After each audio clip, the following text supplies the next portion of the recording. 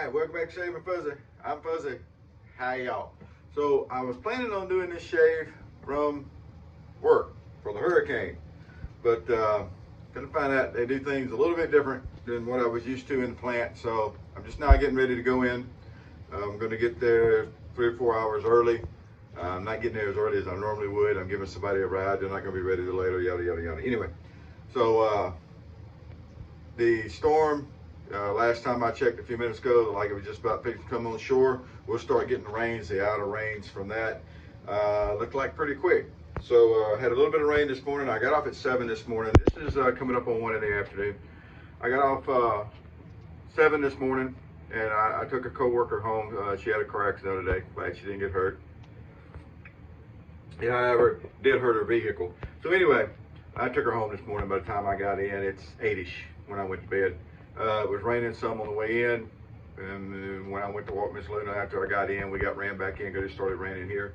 So anyway, it's going to be a Cat 4 storm coming ashore. Sorry for New Orleans and down on the coast. There was already some pretty high storm surge last time I looked, so I know they're getting beat up down there. Hopefully, if you're in low ground, or you left. Yesterday, I worked my second job, we call it. And it's right next to the interstate, and the westbound interstate all day long. I got there at 7 o'clock yesterday morning. They're putting up the plywood sheeting at the store to protect the windows just in case. And the whole time I worked, I was there 8.5 hours. The westbound parking lot was, or the westbound interstate was just like a slowly moving parking lot. I mean, people were, it was moving, but it was creeping. And you have to get past here if you're going west. Once you get past Baton Rouge, because there's only 2 bridges over the river here. Once you get across the bridges, then there's an alternate route that goes up to Opelousas, which is right outside of Lafayette. So you can go and you can go up to Opelousas, and then you can come back and get back on the interstate going west, or you can continue on 190, and somewhere across there, I think it goes across to Sabine also. But anyway, that's the alternate route. That way, if the interstate closes down or clogged up, you go. But you got to get across the river, and that's a bottleneck around here. Whoever designed the way the interstate does, where it goes up to the bridge and goes around the river here, needs to be dug up and shot. And then they need to hang him. And then we can burn the bones and bury them again. It's a horrible design, the way that bottleneck works. But anyway, so hopefully you got out from down south to here, and you got out early, and you were able to go and made it over wherever you're going. A lot of my family is over, Lake Charles area, and that ought to be far enough away that there's not really going to be a whole lot of problems over there. Good luck to y'all. And my brother's going to get some rain, I imagine, up in Mississippi, but by the time he gets up there, that's pretty much all it's going to be. So there we go. So we're going to do a Clubman. Just randomly, I chose Clubman. And, it's Saturday. Clubman's great on Saturday. Isn't it Saturday?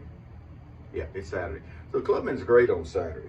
So we're going to do the Clubman. And because we're using the Clubman soap that's got the classic vanilla scent to it, we'll use the classic vanilla aftershave.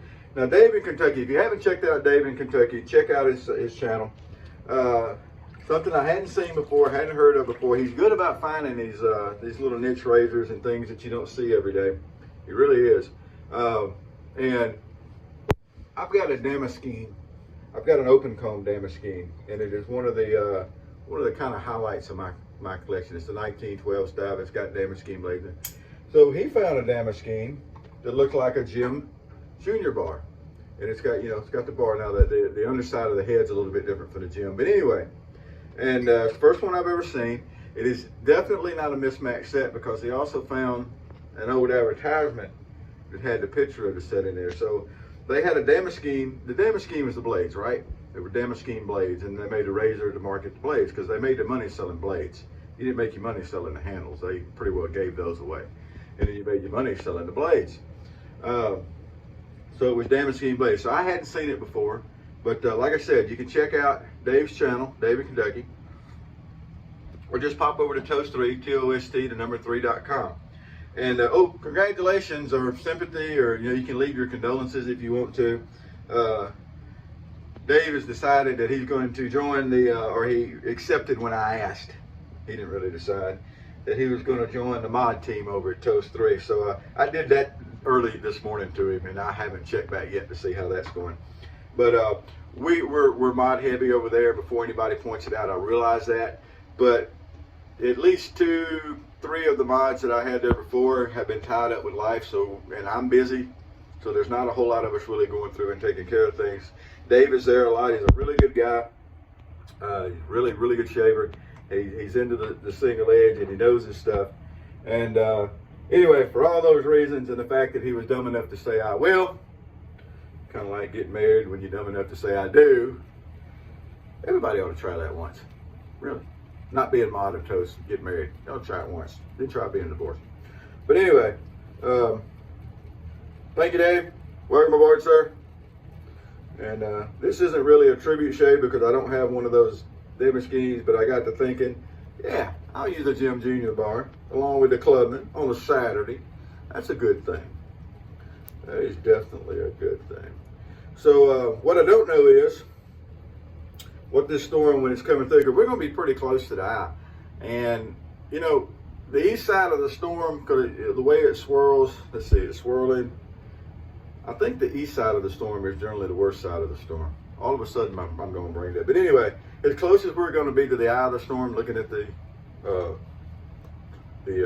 anticipated track, I don't think it'll matter what side of the storm we're on. So I think we're going to get a lot of water. I think we're going to get some wind. And you always have to worry about electricity when that happens. So what I don't know is, after this is all over and done with, how the power grid's going to look.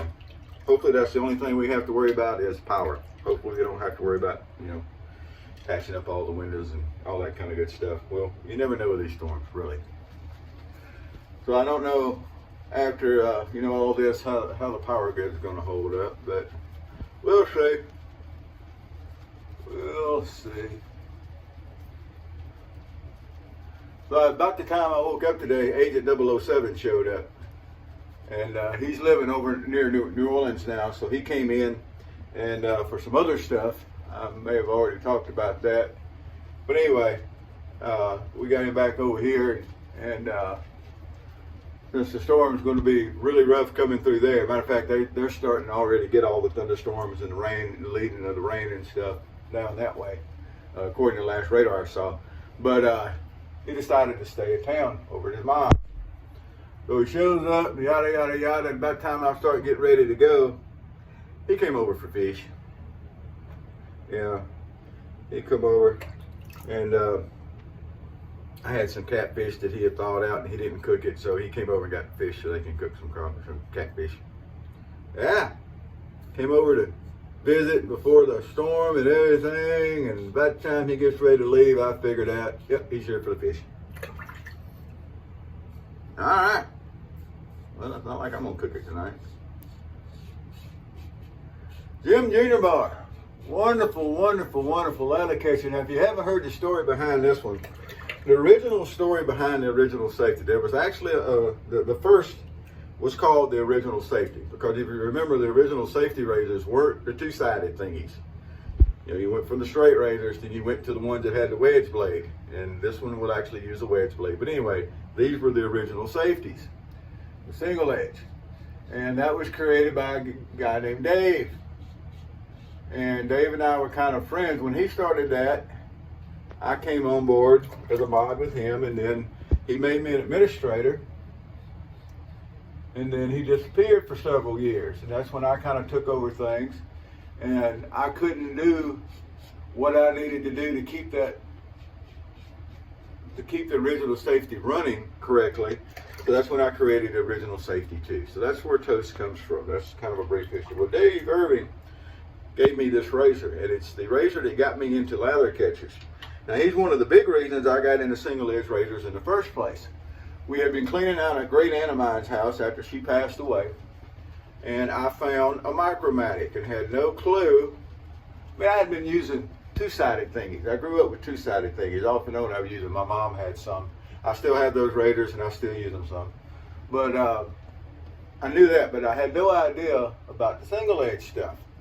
And everybody at the time was really ridiculing the Micromatic. And that still goes on. It's a great razor, but you got to have your technique, and you got to stay on your technique or it's going to bite you. But anyway, A lot of people say you can't get a good shave from them, yada, yada, yada. And I've come over the years, and one of my things to point out is it's all technique driven. So anyway, so he got me into this, and then he got me into toast. And this was a razor that he gave me. He sent me several, but this was the lather catcher he sent me. And so it's a special razor in that regard. It's also a really nice, now people talk about how mild these lather catchers are. This is not the most aggressive razor I own by any means, but it is also definitely not the mildest. It's a very efficient razor. I just love the Junior bar. They're just great. It's such a classic lather catcher. And Jim, you've got stars that have the bar on them and everything. You know, several different things. They do such a great job, and it's really easy, as you see. It's not hard to find an angle. It's single edge, pretty much that's your angle. So, you know, it's not hard. Not hard keeping the angle, even though there's no cap on it. Now, I've seen people use them without having the bar. The bar was broken or gone or whatever, and they will work. I like having the bar on it. You can take the cap off of a 1912. You can take that cap off, and as long as the rear spring will pop up, it'll hold it in. You can shave fine. So this is what's really holding the blade in, is a little tab at the back. It's got a spring tension on it, and that's what really holds the blade against the stops. The bar really does it. But anyway, I like them with the bar. When I started out with it, I really thought you had to have the bar, and then someone had showed a picture when they were using it didn't, and you know, neat. Adapt and overcome, whatever. But yeah, so that's today's shave. We've already done our 2 passes while we've been yakking, and I'm gonna go out and see what traffic is like. Wasn't a whole lot of traffic coming in, driving the truck, so that helps. And when I get to work, I got a parking garage we can park in, so that's going to help. So we'll see how it goes. I don't know if when we get off in the morning, if we're going to be able to come straight home, or if there's still going to be some lingering. It's a big storm. It really is. You know, people talk about Katrina came in about this time, whatever year it came in. Katrina was not that big a storm. It was not as big a storm as this, and it wasn't as I think Katrina came ashore as a 3, or I think a heavy 3. It was the flooding, of course, in New Orleans that did Katrina. Katrina was not that big a hurricane. This one is a big hurricane, and it blew up in a hurry, as we all know it can. And everybody in this part of the world comes to understand how quick these things can change. And none of them are as predictable as you would like. Sometimes it looks like they're going to blow up into a big deal, and you take all your preparations and you activate your hurricane plan, and you pretty much sit in the lawn chair and watch the clouds scuttle by and, you know, dodge a little rain. Some of them you're not expecting anything at all, and you're out of electricity for 2 weeks.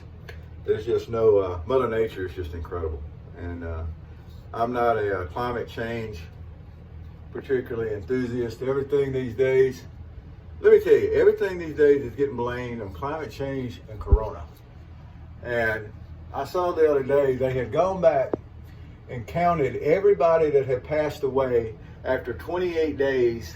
Within 28 days of a positive test, they were automatically putting them in where it was Corona that killed them. And not going back, you know, my understanding is that was no checking to see if, you know, they had an underlying condition. Okay, whatever. So I still think the numbers are inflated. I'm not going to get, I was on my soapbox some last night on some other stuff, and I'm not going to do it today. But being around somebody that's tired and cranky, they only got an hour's of sleep yesterday and feel like they got their toes stepped on, is not pleasant, and I'm not going to make everybody's day unpleasant today. I'm not. But anyway, how you like it? I like it a bunch. These things give wonderful shaves. I don't know, I haven't really searched recently to see how many are out there and what kind of prices they're going for. I know some of the sets that Dave's getting, he reminds me of T. White as far as he can hunt up deals. And I mean, I think the guy could sell a polar bear a fur coat in the middle of summer. You know, I just get that impression. He can wheel and deal, and he gets some beautiful razors. So here we are with the you know, Dave's show today with my bullet whiskey cup. And anyway, so yeah, you know, there we go. It's a beautiful shave, feels good, and we're ready to start today. I'm gonna try to get out of here and be waiting to pick up my coworker. Yeah, younger people these days, and I'm gonna take a little bit of a shot. And if you happen to be watching this, ma'am, don't take it personal. We have a 3-hour window that we're allowed to come in. When we come in, we start on the clock. That's the way hurricane crews work. The whole time that you are sheltered at the property, which means you're there, you can't leave. You're not particularly on duty all the time, but you can't leave. You got to be there because they want to be sure that they have a crew on site when anything happens. You have to be paid for it every minute. We had a window between noon and 1500. That's 12 o'clock and 3 o'clock that we could go in. And she asked me to pick her up at 2:15. So, you know, hey, yeah, female. But anyway, so I'm going to be over and try to be over there waiting for her. And then we'll get over and see what's going on at work, see how many people have called out that aren't going to show up. I know there's probably going to be some. It's understandable. Like I said, they did not do the hurricane crew the way that I'm used to. Now, that doesn't mean that it's wrong. I'm not saying I don't want that. I'm not saying it is wrong. To say something is done different from what you're used to does not mean that it's done wrong. I'm used to working in plants. And plants, it's critical. And because plants, especially chemical plants, when things don't go smooth, it goes bad really quick. Really quick. Some of you can attest to that. But anyway, and the brush we used today, I didn't mention the brush. It's my horse brush, one of them. The V-Long horsehair brush. I just noticed I didn't mention it because I had dropped it back into the water to rinse it out. So there we go with the horsehair brush. So anyway, doing it different doesn't mean I think they're doing it wrong, but it is definitely different from what I'm used to. So I've got all my stuff packed in the truck. They've got air mattresses and all this stuff. I don't share beds. So I've always got a Slumberjack cot that I keep with me. I've had that cot, I don't know, 25 years maybe. And then I bought that cot a long time ago. I used to take that cot to deer camp with me. I've got an old sleeping bag, had it forever. I take my sleeping bag, I take my cot, I've got a cooler with drinks in it, I've got food, even though they are supplying food. Good looking food. I got some barbecue in there that we're going to be able to eat. So they're taking care of us, and I do appreciate that. But anyway, I tend to be more self-sufficient, so all that junk's packed in the back seat of the truck. I always said I would hate to have to go back to a regular cab pickup truck. I could do it, I imagine, but I would not like it. I've got a quad cab, which is the smaller of the 4 doors. It's kind of like a glorified extended cab, and there's still plenty of room. But if I had a mega cab, I'd fill it up. It's just the way I am. So anyway, there we go. I'm going to finish getting ready so we can get out, go get ready for the storm. Been a little while since I've sat and watched a hurricane blow through. I've done it before, but it's been a little while. So anyway, there we go. I hope wherever you are, if you're down south of here along the coast, I hope you got out and you're watching this video for somewhere else. If you're up north where it's going to go up and do its famous up and to the right, you can go out that way. If you're up through there, heck, Dave, you may get some rain out of it. Y'all be careful with it. You know, watch out for the rains because we all know what kind of trouble that causes. Please don't blame the hurricanes on global warming. The waters in the Gulf right now are not astronomically hot, causing the hurricanes to build astronomically fast. It's not. The hurricanes, they do this. They've been doing it from time immemorial. You get the monsoons coming off Africa, and then, you know, it disturbs everything, and then they jog their way across, and they end up here. So, you know, let's not be blaming this one on COVID or, if you don't mind, climate change. Of course, if you want to, free world, do what you want to. You know, y'all have a great day. I'm going to get out of here. Whoever you are, wherever you are, whatever you're doing. And remember, we're going to finish up with a little bit of this, but I'm going to take a shower before I put that on. Whoever you are, wherever you are, yeah, whoever you are, wherever you are, whatever you're doing, hopefully you're staying safe, you're staying dry, you're staying healthy. And since I forgot it the other day, if it's hot where you are, stay hydrated, my friend. And remember, I don't always listen to Metallica, but when I do, so do the neighbors. Y'all have a great day. Happy shaves to you.